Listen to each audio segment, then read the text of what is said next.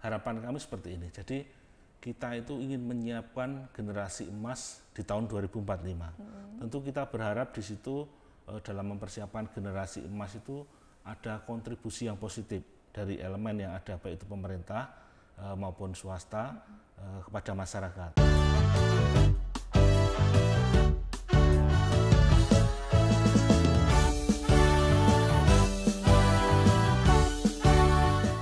Halo Sobat Pendidikan, Assalamualaikum warahmatullahi wabarakatuh. Ketemu lagi dengan saya Prima di RTL, Ruang Tanpa Lobi. Ruangnya BPPMP Provinsi Jawa Tengah untuk ngobrolin segala hal yang berhubungan dengan pendidikan. Nah Sobat Pendidikan, hari ini saya sudah kedatangan Bapak Untung Setio Wibowo SE.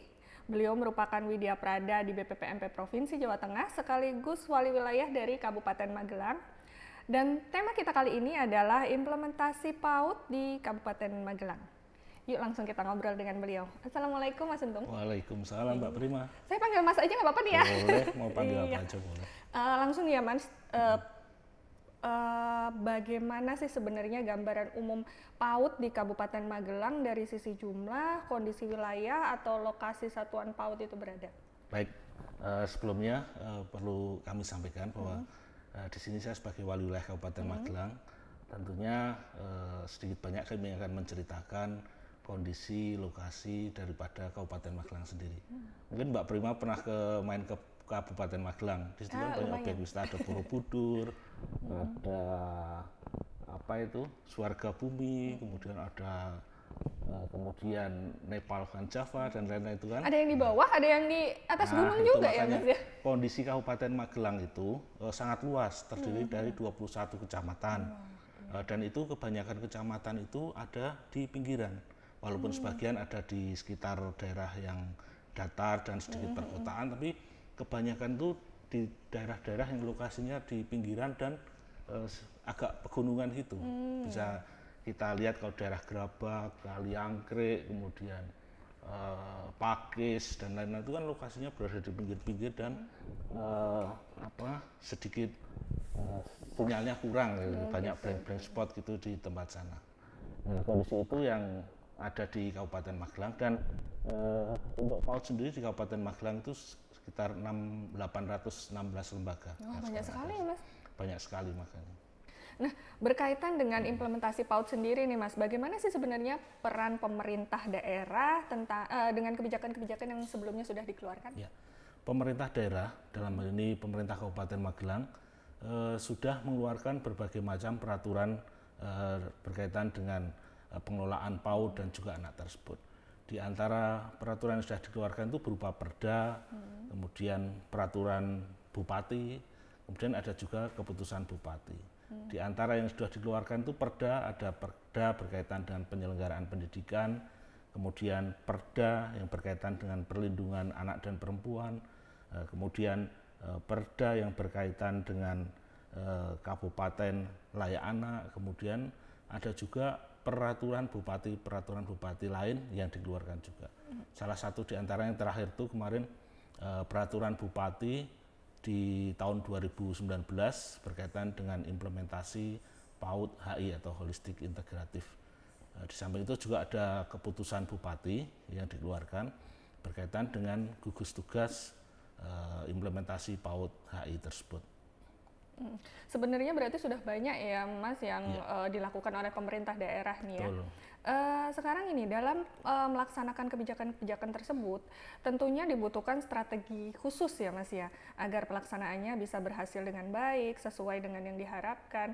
Nah untuk itu ada nggak sih sebenarnya, apa saja sih sebenarnya strategi khusus yang dimiliki oleh pemerintah daerah ini Mas? Ya, dalam mengeluarkan satu kebijakan tentunya diikuti dengan implementasi tersebut. Nah, untuk menunjang implementasi tersebut dibutuhkan satu strategi, yang mana strategi tersebut dijalankan nanti agar kebijakan-kebijakan yang dikeluarkan itu dapat berjalan dengan baik, dapat berlangsung dengan baik, dan yang diharapkan itu menjadi lebih baik. Kemudian yang strategi-strategi itu yang telah dan dilaksanakan yang berkaitan dengan tersebut adalah berupa peningkatan akses, pemerataan maupun keterjangkauan PAUD. Ini penting sekali bahwa akses terhadap PAUD itu penting, mengingat jumlah anak yang ada itu harus difasilitasi ke dalam satu lembaga pendidikan PAUD tersebut. Kemudian yang kedua yang berkaitan dengan peningkatan mutu pelayanan ibu, anak, dan keluarga. Kemudian yang ketiga berkaitan dengan peningkatan komitmen koordinasi kerjasama lintas sektor serta kemitraan antar institusi maupun lembaga, baik itu yang pemerintah maupun swasta. Kemudian yang keempat berkaitan dengan penguatan kelembagaan dan dasar hukum serta pelibatan masyarakat termasuk dunia usaha. Kemudian yang kelima adalah meningkatkan dan memenuhi daripada kebutuhan esensial dari anak usia dini tersebut. Ini menarik nih Mas, ini tadi kan dikatakan ada strategi implementasi kebijakan tentang peningkatan komitmen, koordinasi, dan kerjasama sektor antar kemitraan, antar institusi pemerintah dan lembaga penyelenggara layanan yang lainnya. Nah, kalau boleh tahu nih, apa saja sih sebenarnya peran instansi-instansi pemerintah ini tadi, Mas? Ya. Jadi peran utamanya adalah mensukseskan penyelenggaraan daripada implementasi PAUD di Kabupaten Magelang. Itu peran utamanya. Kemudian stakeholder yang terlibat di dalam itu banyak sekali, baik itu dari pemerintah maupun non-pemerintah. Di antara lembaga maupun institusi yang ada di pemerintah itu kan banyak sekali Mbak Prima. Ada Dinas Pendidikan dan Kebudayaan. Ya, Dinas Pendidikan dan Kebudayaan itu merupakan leading sektornya. Karena kalau kita berbicara tentang pendidikan itu tentu Dinas Pendidikan yang paling penting gitu ya.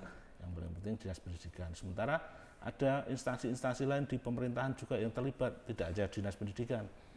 Bisa Dinas Sosial. Dinas Sosial itu juga ikut terlibat di dalamnya karena menyangkut sosial masyarakat yang ada di Kabupaten Magelang. Di situ ada peran PPKB, yaitu yang kader penggerak KB itu yang kemudian PPPA, kemudian masih ada dinas yang lain, Dinas Kesehatan tentu ya, Dinas Kesehatan juga ikut terlibat kan di dalamnya menyangkut kesehatan ibu dan anak. Kemudian ada Dinas Dukcapil, Disdukcapil itu karena di dalamnya juga menyangkut pendataan berkaitan dengan warga atau masyarakat yang ada di Kabupaten Magelang. Kemudian ada bagian di pemerintahan yang juga terlibat di sana, misalnya bagian hukum, bagian administrasi, kemudian bagian organisasi, tata pemerintahan itu juga ikut terlibat. Karena untuk penyusunan regulasi-regulasi kan juga melibatkan mereka yang berada di lingkup pemerintah kabupaten tersebut. Di samping itu yang terpenting adalah pemerintah desa. Pemerintah desa itu juga ikut di sana sebagai perannya bagian dari mitra.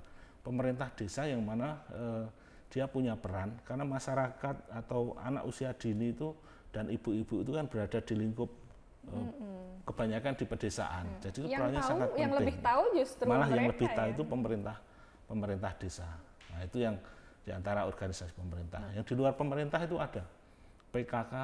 Nah, itu PKK itu kan di luar pemerintah PKK. Itu juga ikut terlibat. Posyandu itu juga ikut terlibat. Di mana situ di Posyandu kan ada pengelolaan anak, misalnya biar anak tercukupi gizinya, kemudian tidak ada stunting dan lain-lain. Kemudian yang terpenting juga adalah dunia swasta.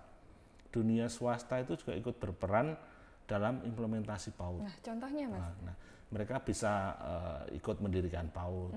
Kemudian dengan dana CSR-nya mereka juga ikut membantu daripada implementasi PAUD itu sendiri agar lebih berkembang, bisa menjadi lebih baik. Dan harapannya nanti implementasi tersebut bisa berjalan dengan baik. Itu Mbak. Jadi banyak sekali di situ stakeholders dan organisasi mitra yang ada di dalamnya. Semuanya tujuannya untuk peningkatan daripada implementasi PAUD di Kabupaten Magelang. Iya. Terus gini Mas, selama Mas Untung menjadi wali wilayah di Kabupaten Magelang nih ya, apa saja sih sebenarnya hambatan dan tantangannya dalam pengembangan PAUD di Kabupaten Magelang itu Mas? Ya, tentu hambatan itu ada ya, karena namanya setiap kebijakan yang dikeluarkan, kemudian apalagi menyangkut banyak sekali daripada stakeholder yang ada di situ kan tentu banyak hambatan. Hambatan itu diantaranya yang menyangkut tadi koordinasi antar institusi dan lembaga tadi. Itu kalau memang betul-betul tidak dilaksanakan dengan baik, tidak dikoordinasikan dengan baik, itu tidak mungkin terlaksana. Malah berantakan. Malah berantakan. Jadi mereka akan berjalan dengan sendiri-sendiri. Nah, takutnya seperti itu. Maka dibutuhkan satu koordinasi yang baik.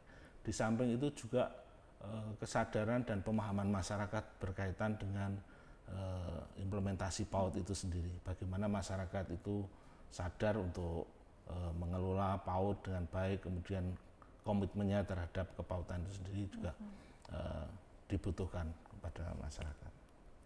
Nah, kalau untuk mengatasi tantangan dan hambatan yang tadi Mas sebutkan itu yang sudah dilakukan apa saja? Ya.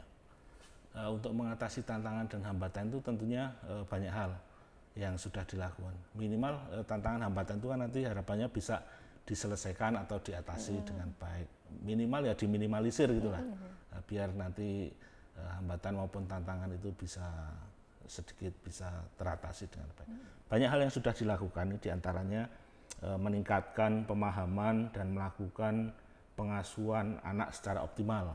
Nah, itu bagaimana diberikan satu pemahaman kepada masyarakat, terutama pada ibu-ibu dan keluarga untuk pola mengasuh anak yang baik dan benar. Kemudian yang kedua, bagaimana meningkatkan layanan terutama terhadap anak dan juga terhadap kelembagaan di PAUD itu juga penting. Kemudian bagaimana memberdayakan masyarakat dan dunia usaha. Masyarakat yang ada dan dunia usaha itu kontribusinya diharapkan bagaimana misalnya berkontribusi positif terhadap implementasi PAUD itu di Kabupaten Magelang. Kemudian juga meningkatkan komitmen, koordinasi dan kerjasama antar institusi pemerintah, lembaga dan penyelenggara layanan dan organisasi terkait seperti tadi yang kita sampaikan. Kalau organisasi-organisasi ini tidak saling berkoordinasi, bekerja sama, tentu akan berjalan dengan sendiri-sendiri dan tidak akan berhasil dengan baik.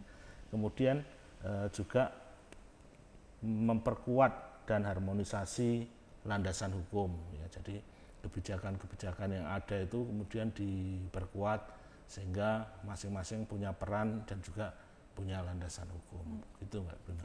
Ya, makasih loh Mas. Ya. Ini satu lagi nih Mas, terakhir yang paling penting. Harapan Mas Untung untuk kedepannya dalam pelaksanaan implementasi PAUD ini untuk Kabupaten Magelang atau bahkan untuk Jawa Tengah apa nih Mas? Ya. Harapan kami seperti ini. Jadi kita itu ingin menyiapkan generasi emas di tahun 2045. Tentu kita berharap di situ dalam mempersiapkan generasi emas itu ada kontribusi yang positif dari elemen yang ada, baik itu pemerintah maupun swasta kepada masyarakat. Jadi diharapkan kontribusi itu ada gitu ya, ada dan saling melengkapi sehingga di tahun 2045 itu generasi emas yang kita harapkan itu dapat tercapai. Kemudian yang kedua, dalam implementasi PAUD itu juga kita harapannya memberi warna dan perubahan tentunya ke arah yang positif gitu ya terhadap implementasi PAUD itu sendiri. Dan yang terakhir dan yang paling penting ini Mbak Prima, yang berkaitan dengan harapan kita itu kita paling tidak memberi keteladanan kepada masyarakat, terutama kepada anak-anak kita ya, anak-anak kita maupun di lingkungan sekitar kita semua itu. Keteladanan itu penting. Jadi dengan keteladanan yang baik, harapannya nanti di 2045 generasi emas itu dapat tercapai. Itu Mbak Prima. Iya, menarik nih Mas. Terima kasih sekali untuk kehadirannya hari ini. Kapan-kapan kita ngobrol lagi ya Mas ya. Boleh. Iya. Nah, Sobat Pendidikan, apabila Sobat Pendidikan masih memiliki pertanyaan seputar hal-hal yang tadi kita bicarakan, Sobat Pendidikan dapat menuliskannya di kolom komentar di bawah video ini, atau juga bisa langsung kunjungi ULT kami. Sampai jumpa di RTL selanjutnya. Wassalamualaikum warahmatullahi wabarakatuh.